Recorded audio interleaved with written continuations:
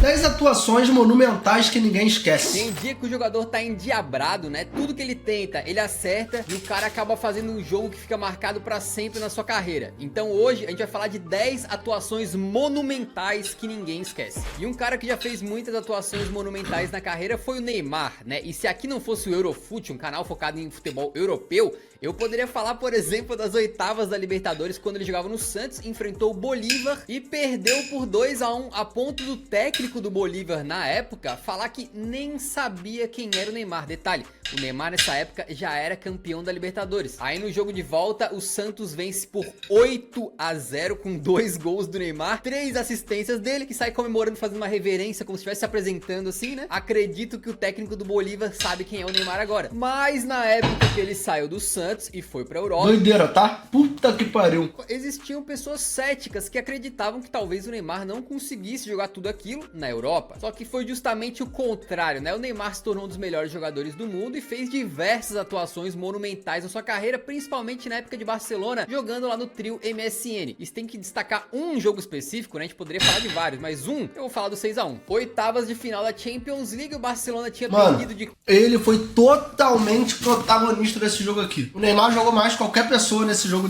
de volta aqui. Qualquer um. É o Messi, o Neymar jogou mais que ele. 4-0 do PSG lá em Paris. E aí na volta, amigo, só um milagre pra executar a missão impossível de reverter essa vantagem, né? Mas quando a gente fala de missão impossível, tem que chamar quem pra resolver? O Tom Cruise? Não, nesse caso aí o Neymar, né? Quando o jogo tava 3-1 pro Barcelona, mas um pouco distante ainda da remontada, porque o Barça tinha que fazer 6, o Neymar decidiu que aquele era o dia dele. Numa cobrança de falta fabulosa, ele começou a alimentar as esperanças da torcida do Barça com um golaço, e o batedor de pênaltis oficial do Barcelona era o Messi, que já tinha batido um naquela partida, mas na hora de bater o segundo pênalti do jogo, quem foi pra bola foi o Neymar e converteu. Aí só faltava um. E num lance que nunca é demais ver, rever e rever mais uma vez, o Neymar pega a bola no meio campo, tira a marcação e de canhota, mano, com a perna ruim, entre aspas, joga na área pro Sérgio Roberto aparecer livre pra fazer o 6-1. A famosa remontada, né? Uma das viradas mais espetaculares da história da Champions League e que jamais teria acontecido sem o Neymar. Aliás, esse caso aí foi um dos casos mais abordados no documentário que o Neymar lançou recentemente, né? O Caos Perfeito, onde aparece lá que talvez ele possa ter ficado magoado, que ele brilhou naquele dia, né? Ele resolveu a parada, mas quem ganhou as capas dos jornais e recebeu mais atenção foi o Messi. No documentário o Neymar fala meio que não, na verdade eu amo o Messi, não tem nada disso e tal, mas tá lá. Então não sabemos se essa atuação magnífica acabou sendo uma das coisas que fez o Neymar querer sair do Barcelona. Acontece que foi uma atuação magnífica e inesquecível. E o próximo da lista é o Messi, que, mano, se a gente fosse parar pra pegar só atuações geniais dele, a gente poderia fazer um vídeo com umas 50, 80 partidas, né? Mas se a gente fosse fazer esse tipo de coisa, ia ficar um vídeo só com o Messi e Cristiano Ronaldo, talvez. Então vamos escolher apenas um caso dele, beleza? E a gente vai falar do primeiro jogo das semifinais na Champions de 2014-15, quando o Barça enfrentava o Bayern de Munique. O Messi estava completamente on fire, criando várias chances, inclusive dando 2 passes brilhantes pro Suárez, que acabou desperdiçando as chances, né? E aí o Messi falou, deixa comigo então, maluco. Meteu uma sapatada de fora da área pra fazer o primeiro gol, mais ou menos no estilo do Messi ali, que ele gosta de fazer isso aí. Mas até esse ponto ele já tinha feito isso em 2 milhões de partidas antes, né? Mas o que fez esse jogo especial foi quando ele pega a bola, entra na área e dá um drible desconcertante no Boateng. E o Boateng nessa época era tipo assim, mano. Pô, rapaz, tem muita gente que não vai lembrar porque tem muita gente mais nova aqui na live, né, mano? Mas, moleque, o Boateng nessa época era um dos mais picas que tinha no mundo, tá ligado? Pra alguns, ele era o melhor do mundo. Não contando todas as posições, tá? Na posição dele. Então, tipo assim, moleque, era um embate que a rapaziada falava, caralho, vai jogar contra o Boateng e tal,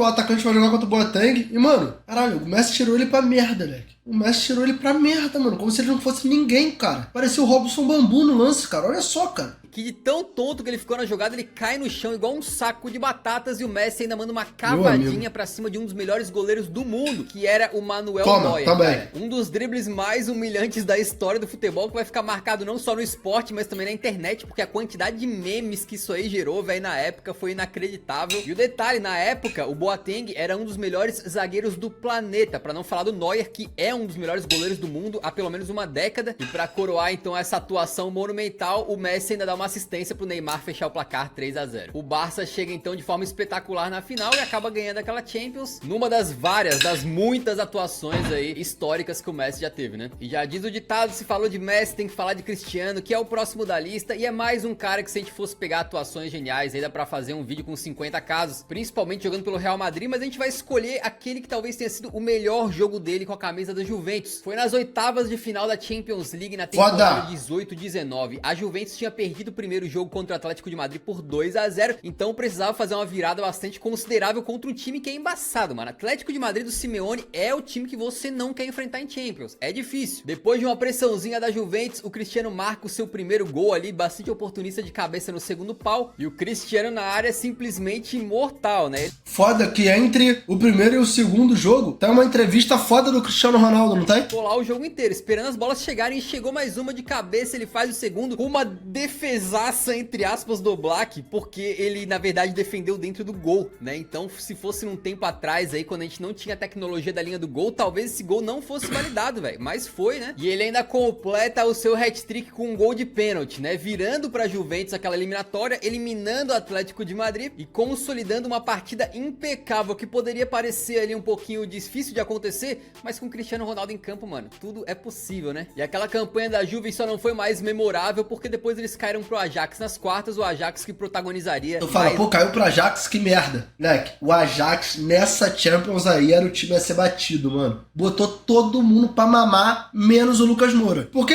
não botou o Tottenham. O Tottenham mamou pro Ajax. Quem não mamou foi o Lucas Moura. Fez 3 gols ali no segundo tempo e não foi pra final. Não jogou a final, né? Caralho, vai tomar no cu. Esse é um dos bagulhos mais inacreditáveis do futebol. O cara faz 3 gols na semi e não joga a final. Vai se fuder, cara. Um desses casos aqui, você já sabe, né? Você já sabe. Que foi nas semifinais daquela Champions, Ajax e Tottenham, amigo. Engraçado que vários desses momentos espetaculares acabam vindo depois de uma derrota, né? Então, por exemplo, o Ajax ganhou do Tottenham por 1 a 0 lá na casa do Tottenham no primeiro jogo daquela semifinal. E no segundo jogo tava ganhando por 2 a 0, amigo. 3 a 0 no agregado, parece que o Tottenham já estava eliminado, né? Mas, cara, como eu gosto de falar desse momento, né, mano? Deve ser, sei lá, o 15º vídeo que isso aparece aqui, mas bora. Foi no segundo tempo em que a estrela do Lucas começou a brilhar e não foi pouco. Ele baixou o espírito do Tom Cruise ali na sua alma, cara, e começou a fazer o improvável. No primeiro gol, ele vem infiltrando, ele entrando na área, manda de canhota no cantinho, que parecia apenas um gol de consolação naquele momento. Só que logo depois ele empata o jogo em 2 a 2 numa sequência de driblezinhos curtos, cara, num pequenininho espaço ali dentro do campo, tipo com uma agilidade sinistra, né, pra fazer o segundo gol dele. E aí o torcedor do Tottenham se encheu de esperança, mas faltava um gol,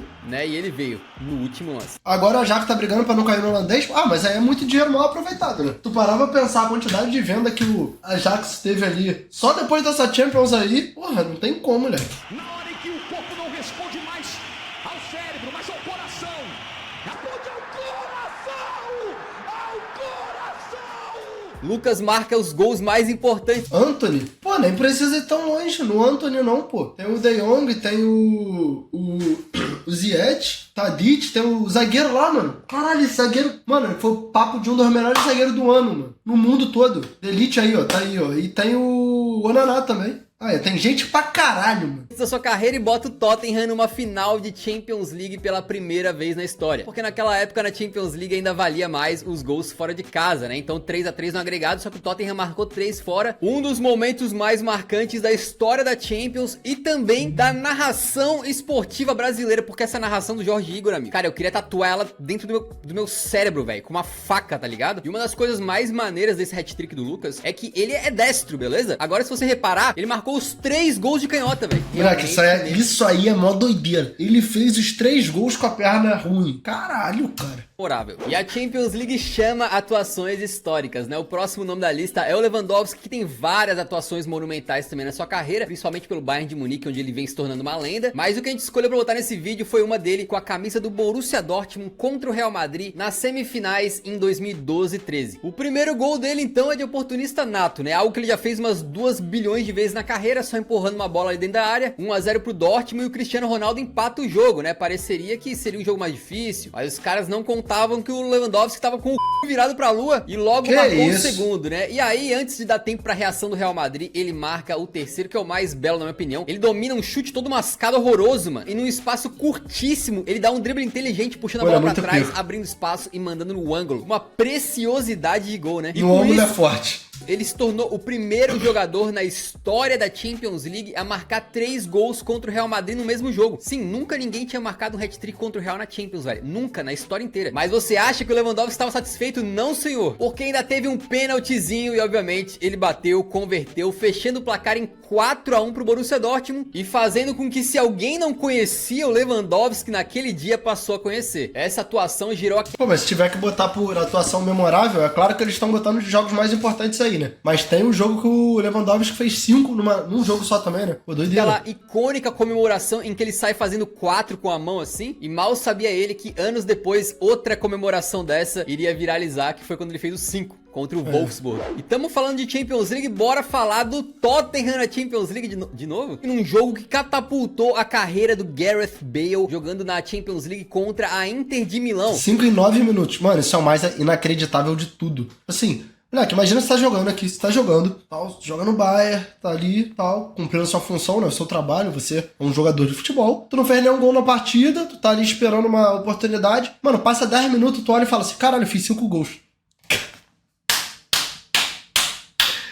Que porra é essa? E ele saiu do banco. Ele saiu do banco. Mas eu não sei se foi assim que ele entrou, ele já fez gol? Ou ele esteve em campo antes? Pô, então esquece. Então esquece, tá aí. Foi lá na temporada 2010-2011, quando o Tottenham do Bale e a Inter de Milão caíram no mesmo grupo, né? E aí, beleza. No primeiro jogo entre eles, a Inter de Milão abre 4-0 e o Tottenham jogava desde os 8 minutos de jogo com 1 a menos, né? Teve um expulso. E aí, no segundo tempo, 4-0, o Tottenham liquidado, ninguém dava nada pelo time. O Bale resolve botar o dedo no botão do turbo e marca o primeiro gol dele, finalizando assim cruzado. Depois ele marca um segundo gol muito parecido. E o terceiro gol pra fechar a conta acabou ficando Inter 4, Tottenham 3. O Tottenham perdeu, mas o mundo começou a falar... Ele é muito pica e muito subestimado. Ele é muito pica e muito subestimado. Caraca, quem que é esse balão aí, mano? Vale lembrar que o Tottenham tava jogando a Champions League pela segunda vez na história apenas, né? Quase 50 anos depois daquela primeira participação em 61, 62. E o Bale ainda era um jogador razoavelmente desconhecido pro público do futebol mundial, né? Pro público mais amplo, assim. Mas apesar de eu ter falado bastante do hat-trick do Bale contra a Inter no primeiro jogo, a atuação de destaque mesmo foi no segundo, velho. Se hoje muita gente lembra do Boateng e lembra dele caindo como um saco de batata naquele drible do Messi, o Bale fez algo semelhante com o Maicon, que na época era considerado o melhor lateral direito do mundo jogando pela Inter de Milão, mas que naquele segundo jogo, que o Tottenham ganha por 3-1, o Maicon acabou virando quase uma piada, velho. Porque o Bale naquele dia pegava a bola, corria pra cima do Michael e ganhava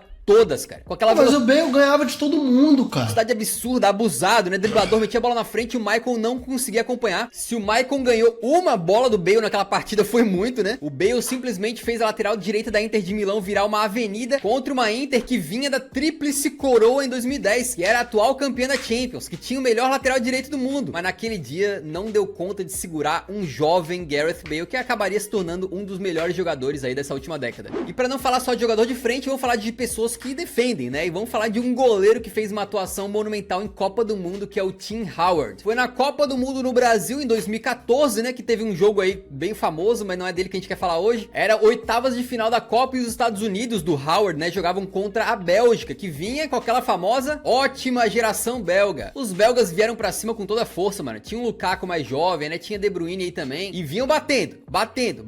Mas naquele dia o Howard estava pegando tudo, cara. Era tiro de longe, de perto, cara a cara com o atacante. Ele acabou aquele jogo fazendo incríveis 16 defesas. Tá maluco? Quebrando 16 defesas, sacanagem. Um novo recorde em Copas do Mundo. Sim, nunca ninguém em uma partida de Copa fez 16 defesas, velho. O time não aguentou e acabou perdendo da Bélgica por 2-1, né? Mas ficou barato, poderia ter sido muito mais se não fosse o Howard. E até gerou um meme na internet que era tipo hashtag coisas que o Howard poderia salvar, onde o pessoal ficava colocando o Howard fazendo defesas, entre aspas, incríveis aí, né? E pra falar de defensores em Copa do Mundo, tá na hora de falar do último defensor que ganhou uma bola de ouro, exatamente Fábio Cannavaro. A partida era contra a Alemanha nas semifinais da Copa de 2006, onde o homem estava impecável, cara, ganhando todas as divididas, mandando no jogo, não deixando passar nada e tendo uma performance monumental que é considerada uma das melhores partidas de um zagueiro na história das Copas. Você vê os lances dele e parece que o cara tava jogando com tranquilidade, como se fosse uma partida, sei lá, contra um time pequeno do campeonato italiano, mas o cara tava nas semis da Copa do Mundo contra a Alemanha, amigo. A Itália venceu aquele jogo contra os alemães por 2-0 no finalzinho da prorrogação, foi pra final e acabou ganhando aquela Copa do Mundo. Inclusive o Cannavaro era o capitão, levantou a taça e tudo, e ao final do ano ganhou a bola de ouro, amigos, não é mole não pra um zagueiro, hein? Cannavaro era um zagueiraço, mas com um detalhe, ele era um zagueiro considerado baixo, tá? 1,75 m. Ele tava marcando muitas vezes naquela partida o Klose, o maior artilheiro da história das Copas, que foi o artilheiro daquela Copa de 2006 e que tinha 1,84 m, quase 10 centímetros a mais. O Klose era bom de cabeça e mesmo assim o Cannavaro ganhou praticamente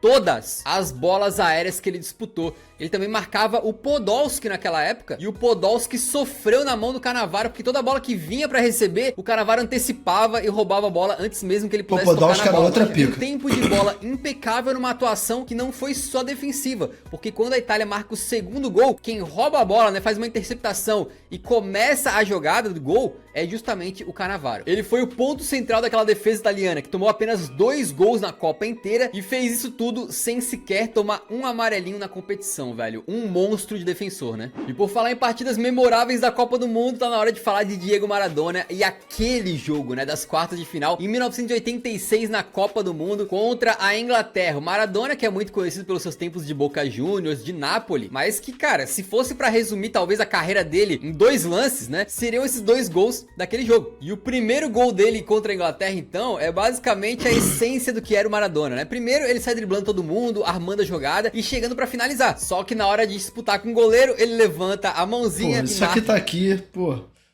O gol de mão, a famosa e polêmica La Mano de Dios, que dava um gostinho aí do que seria a carreira do Maradona, né? Polêmica. E o segundo gol talvez seja mais icônico ainda, quando ele pega a bola do campo de defesa e sai driblando praticamente o time da Inglaterra, chega no goleiro e mete pro gol, naquele que é considerado como um dos melhores gols de todos os tempos e por alguns, né, considerado aí o melhor gol da história das Copas do Mundo. Uma atuação fenomenal que provavelmente será lembrada daqui tipo 100 anos, tá ligado? E de 86 vamos pra 2006 falar do último caso da lista, que é o Zidane contra o Brasil naquelas quartas de final de Copa do Mundo. O Brasil chegava hypado para aquela Copa, né? Tinha sido campeão em 2002 e tinha na frente o quadrado mágico de Kaká, Ronaldinho, Adriano Imperador e Ronaldo Fenômeno. Tinha uma defesa de caras lendários e míticos como Lúcio, o Cafu, o Roberto Carlos e o Juan. Como vencer um time desse, né? Quem te ensina é o Zidane, amigo, que teve uma atuação primorosa contra o Brasa, dominou completamente o meio-campo, mostrando ali porque que ele era um dos melhores jogadores do planeta. Ele não marcou um gol naquela partida, mas ele mostrou toda a sua maestria em campo, distribuindo passes pra lá e pra cá, né, organizando a equipe, uma atuação icônica em que ele neutralizou o Brasil completamente e ainda a cereja em cima do bolo, uma falta e acabou dando uma assistência